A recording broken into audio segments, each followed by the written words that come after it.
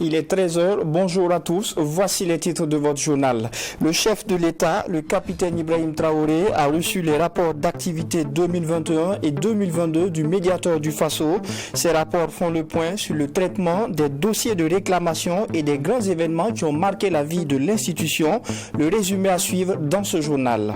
Et puis, journée nationale de jeûne et de prière, les chrétiens évangéliques ont répondu massivement à l'appel du gouvernement de la transition, réunis au Centre national de conférence de l'Église des Assemblées de Dieu. Ils ont prié pour le retour de la paix au pays des hommes intègres. Ambiance et réaction à suivre dans un instant. Et enfin, sortie de la 14e promotion de l'École nationale des sous-officiers d'active, baptisée sous lieutenant Wenpanga Ludovic Ouedraogo, les 307 sous-officiers de la promotion ont reçu leurs épaulettes. La cérémonie de sortie de promotion à suivre également dans ce 13h. Les rapports d'activité 2021 et 2022 du médiateur du Faso ont été officiellement remis au chef de l'État, le capitaine Ibrahim Traoré. Ces rapports font le point sur le traitement des dossiers de réclamation ainsi que des grands événements qui ont marqué la vie de l'institution. Il ressort de ces rapports que le médiateur du Faso a reçu 746 dossiers de réclamation en 2021 contre 840 dossiers reçus en 2022. Le compte-rendu est signé Abdourahim Yeye. À la tête de la délégation reçue par le président de la transition, le médiateur du Faso a remis les rapports d'activité 2021 et 2022 de son institution au chef de l'État. Ces rapports font le point sur les différents dossiers de réclamation traités par l'institution en 2021 et en 2022. Selon le médiateur du Faso, Fatimata Sanou Touré, il ressort de ces rapports que son institution a reçu 746 dossiers de réclamation et 6286 plaignants en 2021 contre 840 dossiers de réclamation et 11 033 plaignants en 2022. Il faut noter également que le médiateur du Faso a fait un certain nombre de plaidoyers courant ces 2 années. Et non seulement pour la cohésion sociale et pour le mieux vivre, mais on peut citer entre autres. Il y a le plaidoyer pour le renforcement de la lutte contre le terrorisme, le plaidoyer pour la réouverture du lycée Philippe Zenda Kaboré, pour le soutien aux veuves et orphelins des forces de défense et de sécurité tombés sur les théâtres des opérations et de la lutte contre le terrorisme. Si vous avez suivi l'actualité, ce plaidoyer a été très bien perçu et il y a eu un atelier et en fin de compte, récemment, la loi a été adoptée par l'Assemblée législative de transition. Dans le domaine de l'autosaisine, le médiateur du Faso s'est également penché en 2022 sur la crise universitaire qui a secoué l'université Nazi Boni. La crise suite au projet de restauration du minaret de la grande mosquée de Djilasoba à Bobo Dioulasso a également été gérée par le médiateur du Faso. Nous avons donc également relevé auprès donc de son excellence que malgré donc les efforts du médiateur du Faso, nous avons décelé en tout cas en 2022 une lente réactivité de l'administration face à nos interpellations. C'est pour dire qu'en 2021, l'administration a réagi à nos interpellations à hauteur de 66 et quelques pourcents et en 2022, ce taux est revenu à 52%. Donc nous lui avons demandé de faire le plaidoyer pour interpeller les administrations parce que leur réactivité nous permet d'être plus diligents pour rassurer davantage donc, le citoyen burkinabé qui vient vers nous au lieu même d'aller à la justice parce qu'il veut une décision rapide suite à une médiation dans un climat apaisé. Fatimata Sanou Touré a déclaré avoir reçu les félicitations du président de la transition pour le travail abattu. Le capitaine Ibrahim Traoré a également invité le médiateur du Faso à se pencher davantage sur les différents conflits communautaires qui minent le Burkina Faso. Sur invitation du Burkina Faso, le secrétaire général de l'Union interparlementaire séjourne à Ouagadougou. Hier samedi, il a eu une séance de travail avec le président de l'Assemblée législative de transition. Occasion pour le représentant de la fêtière des parlements de s'enquérir de la situation au Burkina. Il a exprimé son engagement à soutenir l'Assemblée législative de transition dans sa mission pour une sortie de crise au Burkina Faso. On reste avec Abdourahim Yeye. C'est un protocole d'accord signé entre l'Assemblée législative de transition ALT et l'Union interparlementaire UIP. Un document qui relève l'engagement de la fêtière des parlements du monde à accompagner l'ALT dans l'accomplissement de sa mission. Au-delà de l'institution parlementaire, l'UIP s'engage ainsi à soutenir le peuple burkinabé, à se doter d'institutions fortes afin de pouvoir faire face aux crises multidimensionnelles. Le secrétaire général de l'UIP, Martin Chungong, estime que le Burkina Faso a besoin de ce soutien en ce moment difficile. Nous avons des expériences, des expertises en matière de gestion de certains dossiers, y compris les transitions, des dossiers concernant le fonctionnement d'une assemblée de transition, les réformes qui peuvent être opérées en vue d'établir des fondations très solides pour une nouvelle société. Donc tout cela, nous souhaitons mettre à la disposition des autorités, si tel est leur désir, afin qu'ensemble on bâtisse un édifice qui est solide, qui va résister à l'épreuve des temps pour que cette transition ne déçoive pas. N'est-ce pas, Monsieur le Président? C'est ça. Pour nous, il ne faut pas que la transition déçoive. Il ne faut pas que d'ici quelques années, on revienne à la case de départ pour dire qu'on va refonder une fois de plus le Burkina Faso. Avant la séance de travail qui s'est soldée par la signature de ce protocole d'accord, le secrétaire général de l'UIP a eu un tête-à-tête avec le président de l'Assemblée législative de transition. Martin Chungong et Ousmane Bougouma ont échangé sur la situation nationale. Le président de l'ALT salue cette volonté de la fêtière des parlements de s'imprégner de la situation au Burkina Faso. Il a été question de la situation sécuritaire et humanitaire que traverse notre pays. Comme je le disais, Monsieur le secrétaire général est venu s'enquérir, véritablement toucher du doigt la situation de notre pays. Il s'agit là d'une approche que nous saluons. Au lieu de rester loin et de spéculer sur la situation burkinabé, Monsieur le secrétaire général a jugé bon de venir s'entretenir avec nous pour comprendre davantage notre situation et voir comment l'Union interparlementaire peut apporter un accompagnement pour nous aider à relever les défis de la transition. Martin Chungong a profité de l'occasion pour prodiguer des conseils aux membres de l'Assemblée législative de transition. Il les a invités à être ouverts, disponibles et à l'écoute de leur population, cela afin de mieux s'imprégner des préoccupations du peuple et en tenir compte dans toutes leurs actions. Journée de jeûne et de prière pour la paix au Burkina Faso, la FEME, la Fédération des Églises et Missions évangéliques, a répondu à la sollicitation du gouvernement. Réunis au Centre national de conférence de l'Église des Assemblées de Dieu, les chrétiens évangéliques ont imploré l'Éternel des armées pour le retour de la paix au Burkina Faso. Une prière qui s'est tenue en présence de plusieurs membres du gouvernement. Mamidriana Kamabou.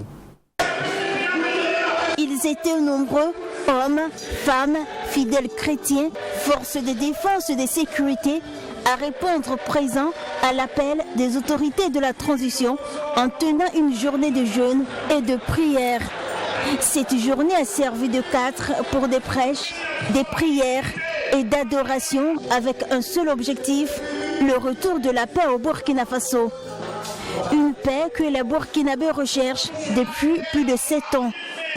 Et le message livré à l'occasion interpelle tous les Burkinabés à prendre pour appui Dieu en toutes circonstances. C'est une initiative noble parce que ce gouvernement a compris que nous ne pouvons pas compter seulement que sur nous-mêmes, sur notre propre force, sur ce que nous avons comme armement, mais qu'il est également important et surtout important de compter sur l'Éternel notre Dieu, c'est lui qui nous a créés. Cette journée nationale de jeûne et de prière pour la paix et la cohésion sociale a été décrétée par les autorités de la transition. Elle a pour objectif de rassembler tous les Burkinabés sans distinction de religion ni de croyance pour une communion de prière pour un retour rapide et définitif de la paix au Burkina Faso. N'est-ce pas que la Bible dit que ce n'est ni par la force ni par la puissance, mais ça est par l'Esprit de Dieu vivant. Et nous en sommes très conscients. Et au regard du message que le ministre en charge de l'administration territoriale et de la sécurité a pu passer, nous voyons en fait que le socle sur lequel nous nous appuyons, c'est le socle de la foi en Jésus-Christ, en ce qui nous concerne. Et nous avons foi qu'à travers sa force et sa puissance, il fera camper les anges autour du Burkina Faso et que la victoire sera nôtre. Les fidèles chrétiens venus nombreux prendre part à la prière ont salué l'initiative du gouvernement. C'est une grâce de pouvoir s'associer avec les frères et d'implorer le Seigneur pour la paix du Burkina Faso. Parce que notre Seigneur nous dit que là où 2 ou 3 sont assemblés, il est au milieu de nous. Et là, nous sommes plusieurs. Et si nous faisons monter nos voix vers le ciel, le Seigneur entendra et sûrement il fera quelque chose. Ce n'est pas la première fois qu'une telle journée est organisée au Burkina Faso depuis le début de la crise sécuritaire. Il y a un an, en avril 2022, ce sont 3 journées successives qui ont été consacrées à la prière pour le retour de la paix. En octobre 2018, une autre journée de jeûne et de prière avait été organisée à l'initiative des communautés religieuses. 15 000 volontaires nationaux, agents de santé à base communautaire, ont prêté serment ce 19 mai à Ouagadougou. Devant les membres du gouvernement, ces agents de santé à base communautaire ont juré rester fidèles dans leur volonté de contribuer au développement du Burkina. Ils seront à cet effet affectés dans les villes de Bobo-Dioulasso, Ouagadougou, ainsi que sur les sites de déplacés internes où ils accompagneront les agents de santé dans la prise en charge des malades. Le compte-rendu de la cérémonie de prestation de serment avec Chantal Sommet et Abdoulaye Mieye. La main droite sur la poitrine et l'autre levée vers le ciel, les volontaires nationaux agents de santé à base communautaire prêtent serment d'accomplir leurs tâches au profit de la population dans l'intégrité et le respect des règles. Ces 15 000 volontaires sont ainsi prêts à être déployés dans les régions du centre et du Haut-Bassin et sur les sites des personnes déplacées internes. Leur tâche est de venir en appui aux agents de santé afin de répondre aux besoins des populations en termes de sensibilisation et de prévention de certaines maladies, explique le ministre en charge de la Santé, Robert Lucien Jean-Claude Kargougou. Nous nous sommes rendus compte que dans ces zones, notamment au niveau des zones périurbaines, les populations n'ont pas souvent accès à des services de santé et de nutrition de base. Et ces volontaires nationaux ASBC vont offrir un paquet intégré de services préventifs et surtout promotionnels en termes d'hygiène, en termes de nutrition, en termes de lutte contre le paludisme et d'autres thématiques qui vont leur être confiées par les agents de santé. Au-delà de combler un gap dans le domaine de la santé, le recrutement de ces volontaires répond à un besoin national, celui de réduire le chômage et cultiver l'esprit patriotique au sein de la jeunesse, déclare le ministre en charge de la jeunesse, Boubacar Savadogo. Il y a ceux qui n'ont pas une qualification, qui sont recrutés et au cours de leur séjour de volontariat qui dure environ 3 ans, on les professionnalise pour qu'à la fin de cette période de volontariat, ils aient un métier. Nous avons souhaité intégrer ou engager au moins 100 000 volontaires dans un programme que le gouvernement de la transition a initié. Ce programme de volontariat permet de lutter contre le chômage et surtout de préparer cette jeunesse à un engagement citoyen, de préparer cette jeunesse pour avoir cette expérience qui est souvent demandée pour les offres d'emploi. Les nouveaux agents de santé à base communautaire, par la voix de leurs représentantes, ont traduit leur reconnaissance au gouvernement. Ils ont pris l'engagement de relever les défis pour soulager les populations en cette période de crise sécuritaire et humanitaire. Autre sortie de promotion dans ce journal et cette fois-ci avec les élèves sous-officiers d'active. Ils sont 307 stagiaires issus de la 14e promotion de l'École nationale des sous-officiers d'active à avoir reçu leurs épaulettes de fin de formation. Après 2 ans de formation, ils ont été jugés aptes à porter le grade de sergent.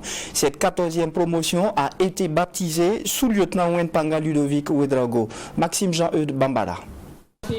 Ils sont 307 élèves sous-officiers d'actifs à effectuer leur sortie de promotion à travers cette cérémonie. C'est la 14e promotion de l'École nationale des sous-officiers d'actifs, composée de 296 garçons et de 11 personnels féminins. Baptisée promotion sous lieutenant Wenpanga Ludovic Ouedraogo, elle a 2 ans durant été formée selon son délégué Diédou Bako au tir de combat, à la sécurité incendie, aux techniques commando, au combat en zone urbaine, entre autres. Formation à l'issue de laquelle ces stagiaires sont faits sergents. La 14e promotion devant vous ce matin est prête à servir, peu importe là où le devoir l'appellera. La 14e promotion est prête à emprunter les sentiers de gloire tracés par ses illustres aînés. S'élever par le savoir et l'excellence pour servir, telle est la devise de notre école. Et nous irons de faire de cette devise notre ligne de conduite et notre cheval de bataille pour le succès des armes du Burkina Faso. Le chef d'état-major de l'armée de terre a invité les nouveaux sergents à s'approprier les valeurs de courage, de solidarité et d'esprit de sacrifice. Pour ce dernier, la place du sous-officier au sein de l'unité prend une dimension encore plus importante dans ce contexte où les enjeux sécuritaires et socio-économiques exigent un commandement de proximité plus rigoureux. Chérie ouvrière du commandement militaire, en garnison comme au combat, le sous-officier est le maillon central de la chaîne qui relie le chef à la troupe. Premier relais du chef, il traduit ses ordres à la troupe, s'assure de leur bonne exécution et rend compte. En leader, il fait preuve d'initiative, encadre, motive, rassure les hommes, notamment dans les moments difficiles. De ces 307 stagiaires de la 14e promotion de l'École nationale des sous-officiers d'actifs, on y dénombre 11 éléments des pays de la sous-région, dont 2 du Mali, 2 de la Côte d'Ivoire, 2 du Sénégal, 2 de la Centrafrique, 1 du Tchad et 2 du Niger. La 28e édition du grand tirage de la tranche commune entente a fait un heureux gagnant. L'Ivoirien Guillaume Dohou a mis fin au suspense au 7e tirage en remportant le gros lot de 10 millions de francs CFA. Le Burkina Faso s'en sort avec le 2e grand lot de 5 millions de francs CFA remporté par Honorine Kaboré. Au total, 15 lauréats des pays membres du Conseil de l'entente ont tenté leur chance. Maxime Jean-Eudes Bambara.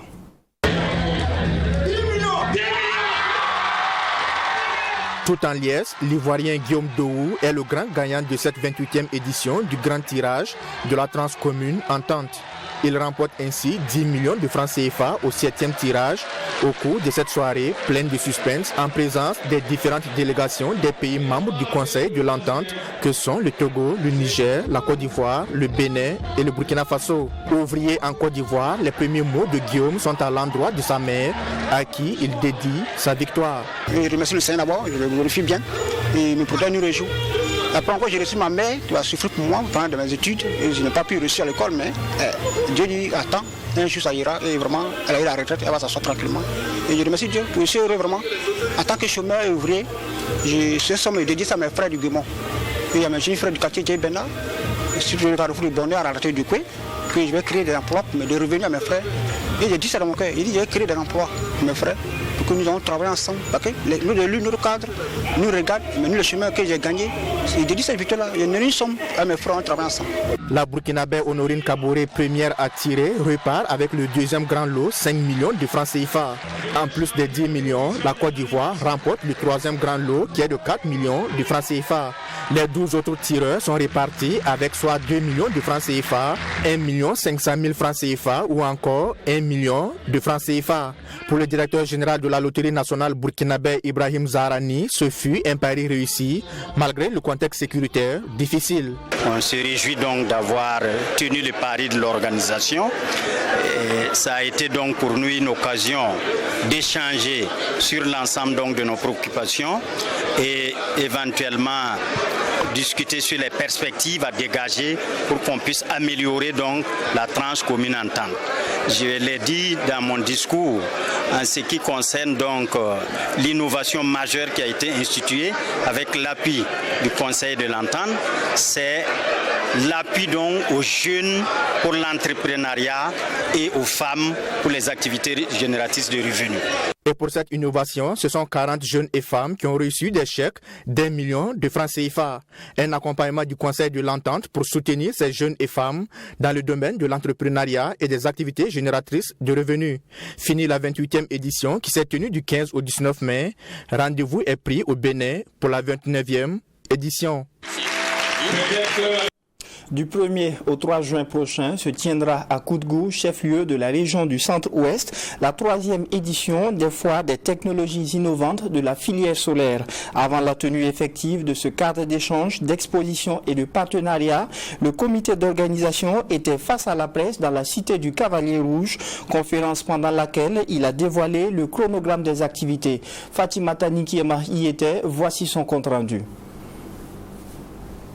Les innovations et produits de la recherche propres à la filière solaire au Burkina Faso. C'est toute l'importance de la foire des technologies innovantes de la filière solaire. Après une première et une deuxième édition, tenue à Ouagadougou et dans la ville de Sia, c'est au tour de la cité du Cavalier Rouge d'accueillir les acteurs de la filière pour la 3e édition. Et c'est le conseil régional du Centre-Ouest qui va accueillir ces derniers durant 3 jours. L'objectif est de mettre en lumière les technologies de la filière solaire au profit des professionnels, mais aussi des populations, explique la présidente du comité d'organisation, Fatimata Ouattara. La présente foire vise à rassembler l'offre et la demande de solutions innovantes et donner une meilleure visibilité aux innovations. Réunir au moins 200 acteurs lors de la foire des technologies innovantes de la filière du solaire, permettre aux détenteurs de technologies innovantes de développer des portefeuilles de réseaux professionnels, des partenariats et circuits commerciaux de produits de la filière solaire et à travers la création d'un cadre de rencontre B2B. Et ce sont plusieurs activités qui ont été inscrites à l'ordre du jour de cette 3e édition pour l'atteinte des objectifs. Il s'agit, selon Fatimata Ouattara, des rencontres B2B, des conférences et panels, des masterclass, d'un espace d'exposition et de la nuit du solaire. La question de l'importance de l'énergie solaire ainsi que les bénéfices dérivés dont pourraient bénéficier les populations de nos localités n'étant plus à démontrer dans un pays comme le nôtre, il est légitime de penser qu'il est plus que nécessaire de mettre en lumière les innovations de la filière. L'ANERE, par notre voix, en appelle donc à l'implication véritable des acteurs de la filière ainsi qu'aux populations de la région du Centre-Ouest en général pour une participation active aux différentes activités de cette 3e édition de la foire des technologies innovantes de la filière solaire.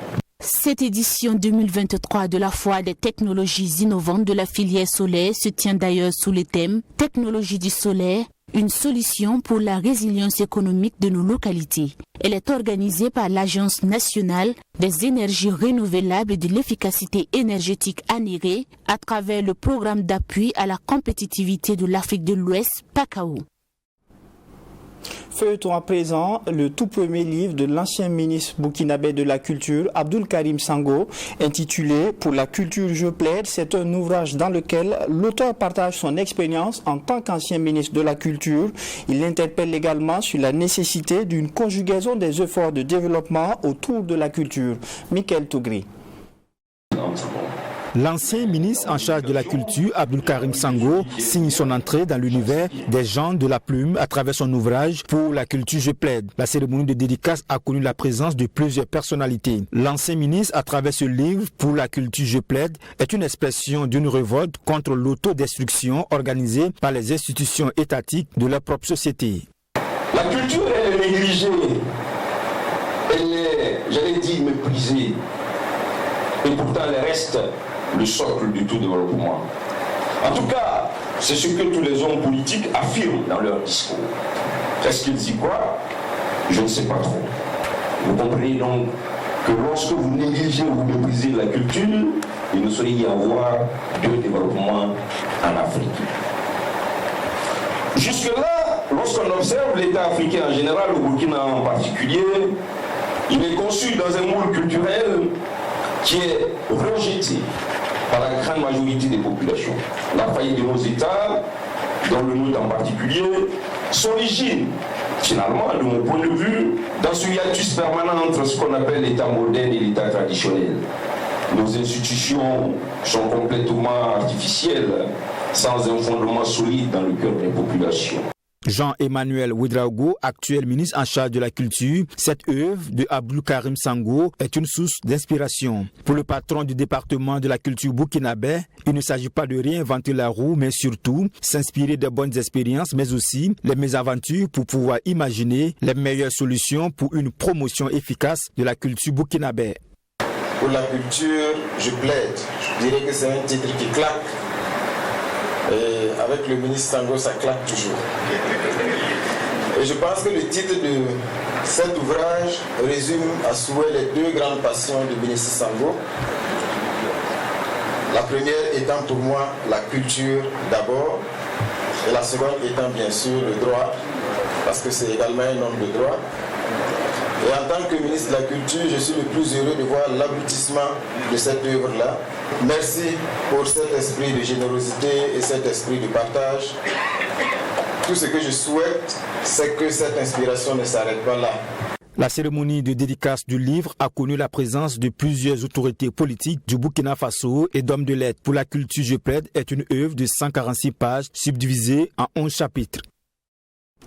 Après avoir remporté la médaille de bronze lors de la CAN U17 en Algérie, les étalons cadets sont de retour au Bercail. Ils ont été accueillis majestueusement à l'aéroport international de Ouagadougou par le ministère en charge des sports et quelques fans venus les accueillir. On fait un zoom avec Yassine Sawadgo. Nous sommes sur le tarmac de l'aéroport international de Ouagadougou. Et c'est à bord de cet appareil que les étalons cadets regagnent la mère patrie. Écharpe et médaille au cou, délégation, encadrement technique et joueurs reçoivent les félicitations des autorités administratives et sportives. Les étalons U17 rentrent de l'Algérie où ils ont mis tout le monde d'accord avec leur brillante participation à la Coupe d'Afrique des Nations en Algérie. Et le ministre en charge des sports, Boubacar Savadougou, s'en félicite. C'est la première grande victoire avec la médaille que je reçois depuis que j'ai été responsabilisé. C'est aussi un honneur et une fierté pour tout le peuple burkinabé que ces jeunes nous apportent cette médaille aujourd'hui. Et cette médaille fait honneur non seulement à la population, mais cette médaille fait aussi honneur à toute l'adversité à laquelle nous faisons face. Et c'est pour montrer que le Burkina sera toujours debout. Même si à un certain moment donné, la vision était tout autre, encadrement technique et joueurs disent ne pas se décourager pour la 3e place.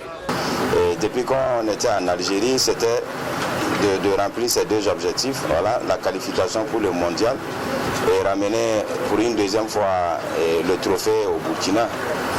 On ne va pas cracher sur la médaille de bronze, voilà, c'est mérité. Et je pense aussi qu'on méritait aussi de jouer la finale. On va se préparer pour le mondial et Inch'Allah, peut-être que c'est le mondial que nous allons ramener ici. Bon, on avait voulu vous ramener la coupe, mais à défaut, on a eu cette médaille de bronze. Et bon, on tient aussi à nous excuser de ça, puisque notre objectif était de vous ramener la coupe. Et je remercie encore tout le peuple burkinabé pour cet accueil. Cette 3e place des étalons cadets est synonyme de qualification pour la Coupe du Monde qui se tiendra en décembre prochain. Le ministre Boubacar Savadougou dit déjà mettre les petits plats dans les grands pour une bonne participation. Nous allons commencer à mettre en place toute une politique, tout un processus de préparation pour la future Coupe du Monde qui va avoir lieu à la fin de l'année. Il faut savoir que nous sommes avec des jeunes, des U17, et nous avons sûrement plusieurs qui ne seront pas de la partie dans quelques mois. Donc l'expérience que nous avons déjà vécue entre la qualification au Ghana et les tournois en Algérie, nous avons pris note, nous allons capitaliser cela et nous allons toujours accompagner. À cette Coupe d'Afrique des Nations, les étalons U17 ont obtenu la 3e place après leur brillante victoire sur le Mali 2-1 en match de classement. Les poulets d'Ibrahim Traoré reviennent donc avec la médaille de bronze, le meilleur joueur du tournoi, avec à la clé une qualification pour la Coupe du Monde. Fin de cette session d'information. Merci de l'avoir suivi. L'information continue sur Twi TV avec Geoffroy Vaha qui vous retrouve à 19h pour le journal du dimanche soir.